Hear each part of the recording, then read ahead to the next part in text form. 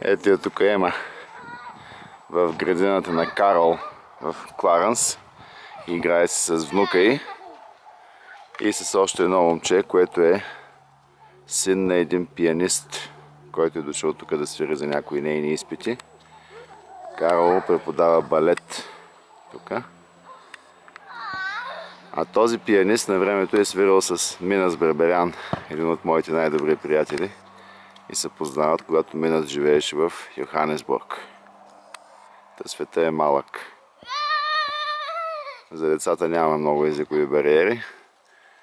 Ема си играе с тях и най-вече си играе с Golden Retriever, едно страхотно куче Бела. Те са две кучета, обаче това е по-младото и по-активното.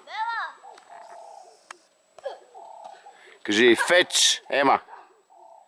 Като й хвърляш пръчката и кажи феч! Страхотен двор тук. Мисля, че Ема си изкара много добре.